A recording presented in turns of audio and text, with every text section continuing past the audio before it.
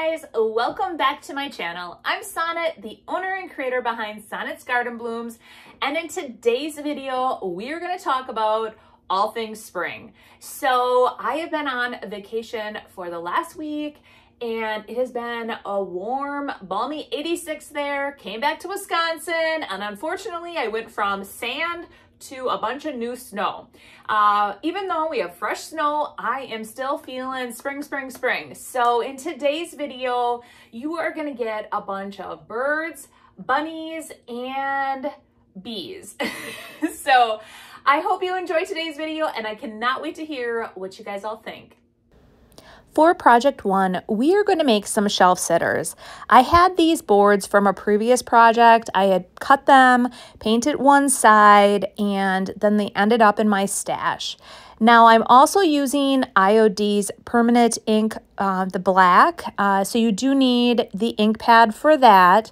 You'll definitely need a paintbrush for this project, and I am using Apothecary from DIY to paint those boards. I went into all my transfers and I love Whispering Willow, guys. This is a perfect jam-packed full of all things spring transfer. I'm using the little bunny, the bird, and I think this is a badger. And I'm in Wisconsin, and badgers, the Wisconsin Badgers, guys. I am breaking out the stamps called Kindest Regards. Now, I bought this even before I started selling IOD, and let me tell you, I have definitely gotten my money's worth out of this. I always go into my arsenal and pull that out. It is just something that you can use in so many different applications. For the first step, I'm applying one even coat to both sides of these boards. I only am doing one coat because DIY paint is highly pigmented and the coverage is amazing. Plus on the side that is painted white, I do want to go back and do like a wet distressing to bring back or bring out some of that white underneath, just to add another dimension to these shelf sitters. Now that they're completely dry, like I said, I want to wet distress them. If you haven't done this before, it is a very easy way to distress an item. It cuts down on your dust. I just take a damp rag and just start rubbing, and it will pull through some of the undercolor that you have painted on the board. And I just randomly do that all over, and I do that to all three boards. Now that these boards have re-dried from the wet distressing, I am pulling out Kindest Regards. And if you guys haven't invested in the IOD envelopes yet, oh my gosh, this has been a lifesaver for me, has helped me get completely organized, and those can also be found on my website. Since I showcased them in my last video, I was sold out. I did get more in. They're out there, but really, folks, these will help you organize your stamps. So first of all, what I'm doing is I am just going to take the black ink and just ink up the whole Kindest Regards stamp, and then I'm just going to randomly place the stamp on each of the boards just to add a little dimension in the background. Now that these are completely dry, I am using Big Top from DIY to completely seal each of these boards.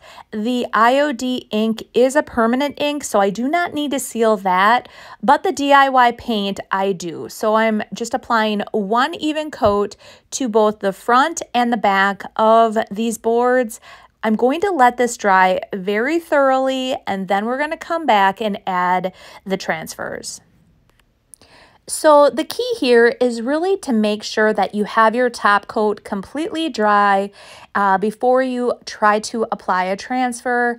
I've learned the hard way. I get so excited that I want to add the transfer right away, and my top coat is not dry, and it actually pulls the paint up with the transfer. So just make sure that you give your top coat ample time to dry before you apply the transfer. And it's really as simple as pulling that backing off the transfer, laying it down, taking your transfer stick, and just rubbing, and it very easily comes off that. mat.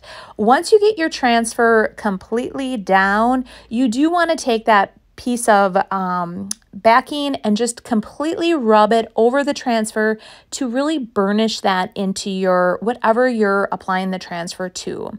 So I do that to all 3 boards, and I'm already loving how these are turning out. To complete the project, you do want to seal your transfer. I'm again applying 1 even coat of Big Top to all 3 boards, and then the project will be finished.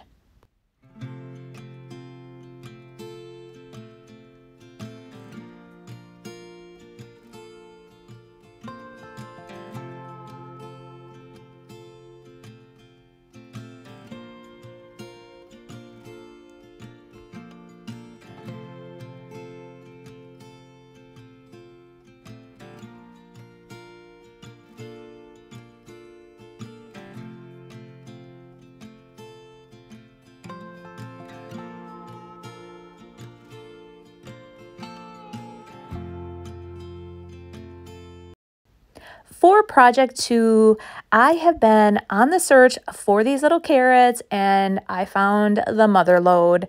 I also grabbed some terracotta pots. You'll need clear wax and white wax for this project. You will also need a waxing brush and some Spanish moss. So this is a project that I've wanted to do for a while, and I'm excited to show you. First and foremost, we are going to take the little terracotta pots out of the packaging. I want to create a very weathered, old, aged look on the terracotta pots. If you've seen pots that are old and aged, they have more of like a white finish to it, and that is what I'm trying to replicate here. So a very easy way to work with any of the colored waxes is either to start with a sealer like a Big Top to have your whole piece sealed, or to use the clear wax first and then go in with your colored wax. So I am sealing, or I'm using the clear wax to completely coat all of the terracotta pots. The terracotta pots are very porous, so if I would have just gone in with the white wax, it would have just absorbed all of the white wax, and that is not what I wanted to happen. So I'm going in, sealing them with the clear, then going in with the white, and we are going to just completely coat the entire, all 3 containers with the white, and then go back with a piece of paper towel and then wipe off any of the excess. And just randomly go here and there just to make it look real natural, like you would with an aged terracotta pot. And if there are any areas that you need or you want to add more white to, I just dab a little bit more white in that area, kind of buff it in and rub it in, and I love how these little pots turned out. Next, I'm going to open the packaging for these little carrots. So each package came with 6 little carrots. So it took me 1.5 packages to complete this project. And you guys, I have heard about these little carrots since last year when they showed up at the dollar store. I could not get my hands on any, so I got back from vacation and I ran to the dollar store, and lo and behold, there was an entire rack. They just had put them out. I have learned the hard way that if I buy just what I need or what I think I need and then end up needing more, you go back and they're gone. So I ended up buying probably far more than what I need, but I have quite a few projects that I want to use these in, and I was so excited to get those. So for starters, what I'm doing here is I put them in the containers, and then I'm using the Spanish moss and kind of filling in around. Initially, I was like, oh, I'm going to just leave them just like this. But then one tipped over after I had done all the filming and the contents spilled out. So I am going to put these in my booth. So the only other suggestion would be to use either a hot glue to hold them into place, or like a tight bond to hold them in place as well. So that is my only recommendation, which I did not show on here because initially I didn't do it until, like I said, I had the little mishap. So it was really easy to throw these together, and I love how these turned out. So I had 3 extra carrots, and I decided to just take some twine that I had left over from a different project and just tie a piece of twine around here.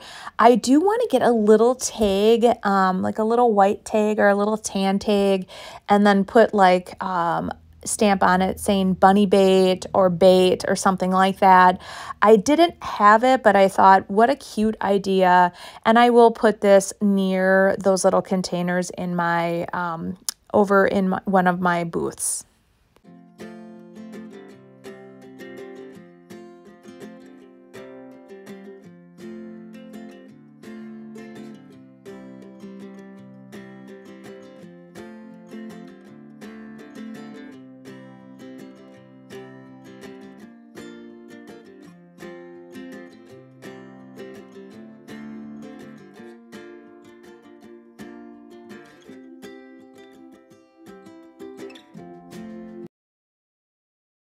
For project 3, I pulled out the new Roycycled paper called Baby Animals. And didn't Lexi do an amazing job helping Royce create this beautiful piece of decoupage paper? Anytime I think of spring, I think of little baby animals, and this one is jam-packed full. I wanted to use one of the bunnies. So initially, I thought about using that other bunny that I am going to be cutting out here. I'm trying to figure out which one would fit on this little block the best. I want to create just a tiny shelf sitter to put near my little containers that says bunny bait. And initially, like I said, I thought the little tiny bunny would be best. In the end, I end up going with one of these tall ones. But here I'm going to show you how I cut these out. And I've heard of people call this like a gussie cut, where basically you just kind of get as close to the edge of the item that you're cutting out. I am painting the board white, so you're not going to see any excess white. You just want to try to get as close to your image as possible, just so that it looks like that it was just hand drawn versus decoupaged on your sign. I am using White Swan from DIY, and I am just applying one even coat to both sides of this little shelf sitter. Next, I'm using liquid patina to apply this little bunny. This is one of my favorite decoupage mediums to use with the Roycycled papers. It just goes on just super easy. So I pull the bunny ears back and I work in sections, and I do that with applying all my decoupage papers. It's easier to work in sections versus applying all your medium and then trying to apply the paper. So I pull the bottom up, and then again I apply the decoupage medium on the lower half of the bunny, and then just smooth them out, and it really alleviates all the wrinkles and gives you just a really nice clean image. After that, I was going to use a letterpress from IOD, that stamp set, but the letters were just a little bit too big, and I had this other stamp set lying around for ages, and I am just going to use it the exact same way I would with the letterpress set, and I am just going to spell out bunny bait and then stamp it on. And I think the smaller your letters, the harder it is to get each of the letters just perfect. But is anything ever just perfect? No. So I just knew, after I stamped bunny, I knew that it was not perfect. And I just was like, you know what? That's how the sign is going to be. Next, I'm going to apply a little carrot to the sign. I just thought it would be a super cute embellishment, and I had a few lying around. So I'm using Tight Bonds Quick and Thick, and I'm just going to apply enough on the back side to adhere it to this. The nice thing about the Tight Bond is it does dry clear, so you can't even tell that it was applied with the glue. And I just leave it lying flat while it dries, and it's definitely adhered on here.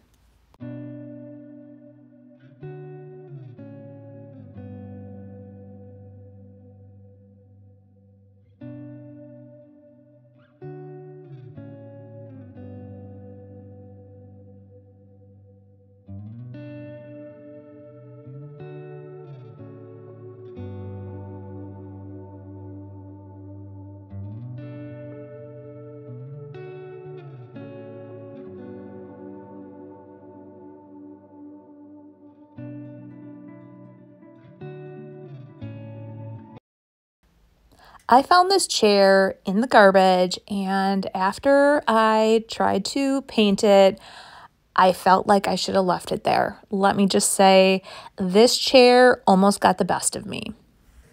My vision for this chair was I wanted to paint it crinoline from DIY, and I wanted to use a decoupage paper with some birds on it. So I wanted to have a portion of the decoupage paper on the top or on the seat, and then on one of the back runs have the decoupage paper there. Well, I started painting, and instantly I was getting severe bleed through. And I know that that can happen, but this chair, literally, no matter what I tried on it, the bleed through kept coming through.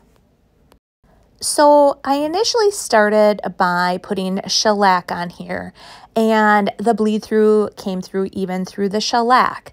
I did 2 coats of shellac. Then I was like, that's right, I just got the Salvation solution, and I pulled that out. That actually helped a lot, and on all the legs and the front, that definitely helped. But in all of the edge, like wherever there were joints where that met, the bleed through still kept coming through. And no matter how many times I applied any of the items on the seat, you're going to see in the end, it still came through a little bit. So I finally called this a wash, and I am just embracing the bleed through that came through and those little tiny areas. And after I did a little bit of more research, what I have decided is I am going to stick away from any chairs or furniture pieces that are mahogany or cherry. That is where a lot of times it's harder to control bleed through with those types of items. And again, I've never experienced this in the past. And since I've embraced it, I just decided I'm going to go ahead and start decoupaging. So I am using Springbird from Roycycled decoupage papers, and you can find all the products that I'm using in today's video on my website at www.sonnetsgardenblooms.com. I carry the full line of DIY paint, all the IOD products, and of course all of the Roycycled papers. So for starters, I'm lining this up, and I'm using my finger to just create a rough edge on each side. I'm going to then cut that with my scissors. And then just like I had with any of the other decoupage applications that I've done, I start on one side and I work my way over. Now, initially when I did the decoupage paper on this section, I didn't get any bleed through on this. But wait till you guys see when I do the seat. That's where it definitely comes back through, and that's when I'm like, I have to just embrace this. So now we're going to attempt to do the seat, and I don't like having any perfectly cut edges. I initially was going to try to piece in some of the other chunks of the paper below.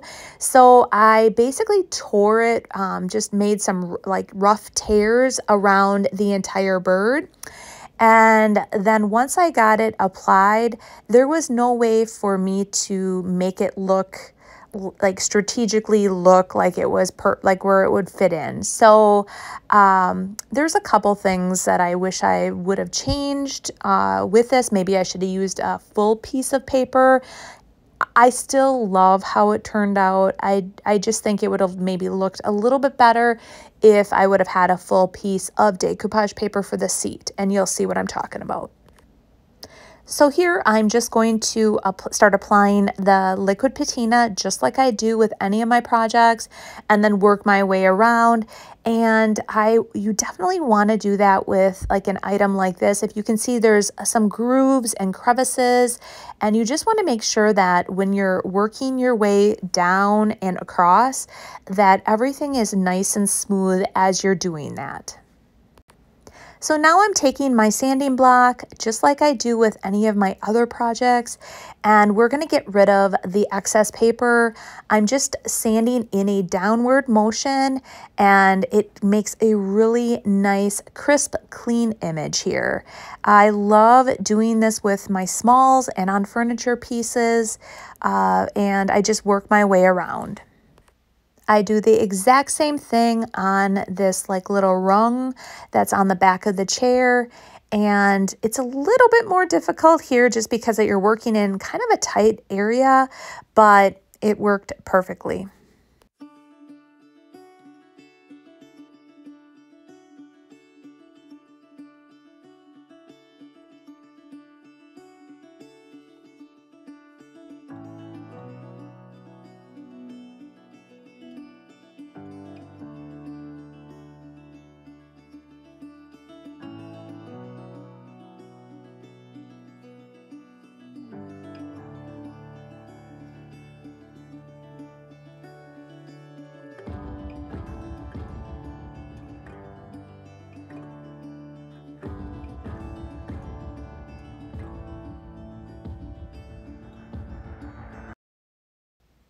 For our next project, I am breaking out a couple set of stamps, letterpress and birds and bees from IOD.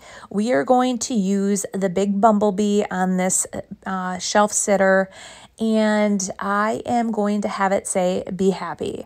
What I do recommend is having a little chunk of thin mount. It works great with pulling different stamps off of your pieces. I have like a long one for my letters, one for just bigger stamps, one for smaller stamps, and it works great.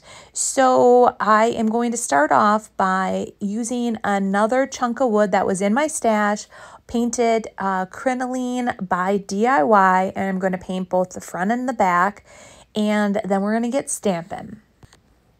So I have my little chunk of thin mount. I'm going to put on that stamp of that bumblebee. I'm using IOD's permanent ink, and we're just going to ink it up really well. And then we are going to try to get it as centerized as possible. Now, I haven't used that word lately, and I just had to throw it out there. Yes, folks, I have been told a million times it is not a word. Up until then, I truly believed it was. But we're centerizing the heck out of this bee. And I want to show you this envelope.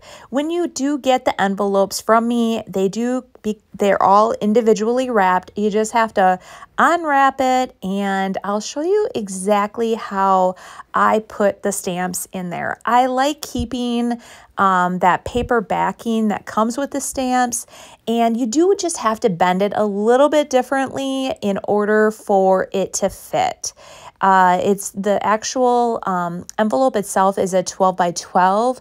So I put the stamp, I kind of lay it all out here, and then I just rebend the top just a little bit, and it all fits perfect. So that way, even the little paper backings will fit in there for you as well. Next, we're going to break out a letterpress, and this by far is one of my favorite set of stamps, guys, because it comes with 3 different fonts, and I love that the IOD sisters are thinking about not only large pieces of furniture, but the smalls as well. So I am going to hand stamp on here, Be Happy. So I lay it out how I want it, and then I'm going to take that thin mount backing and pick the letters up, ink the letters, and then just stamp just like I did with the previous items. Next, I want to add just a bit of color to the center of the bee, and I'm using Queen Bee from DIY Paint. I'm using my misting bottle to add just a little water to the paint just to thin it out. I was trying to create more of like a watercolor look, and I could have possibly just added a little bit more water to it to really thin that Queen Bee color out. I then take my paintbrush and just paint the center of the bee. I am loving how this is looking, but in my mind, I thought that it covered the black of the bee just a little bit too much. So after everything dried, what I did is I re-inked the center of the bee stamp.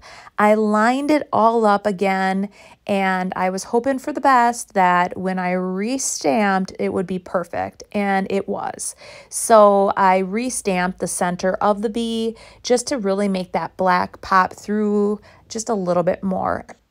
And now I'm going to completely seal the shelf sitter.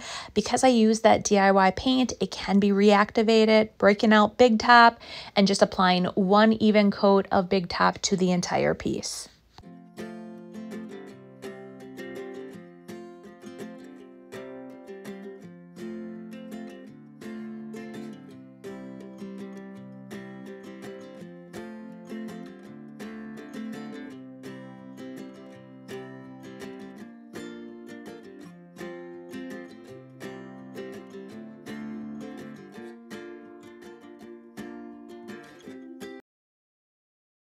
For our final project, we are going to create some pillow covers for these purple pillows.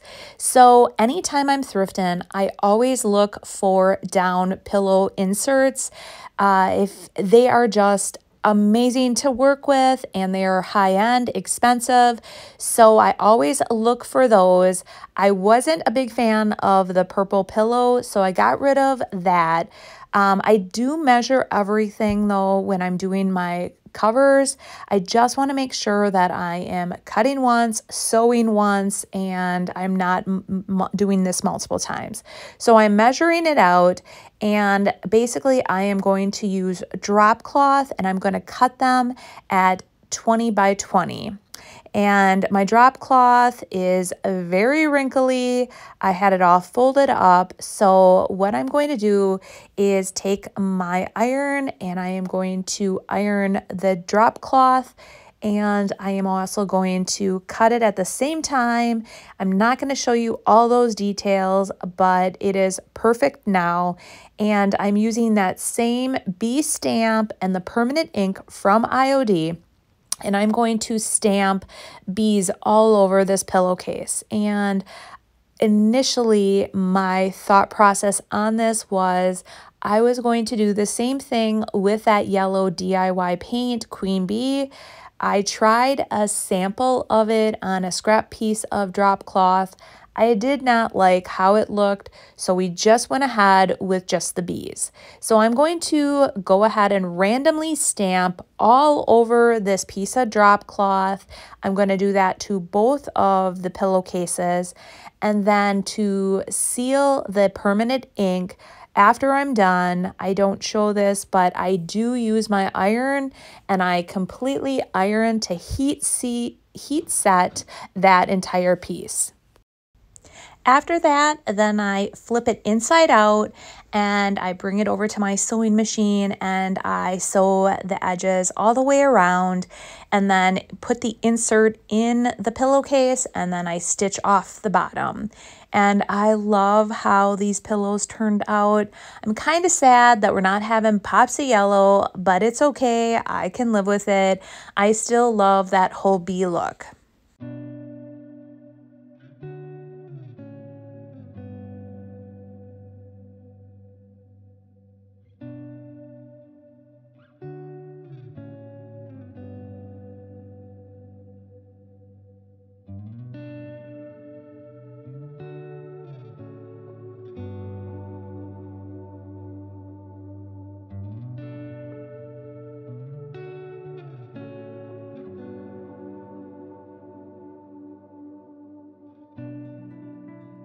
So after that, are you guys feeling spring, spring, spring? I sure hope so.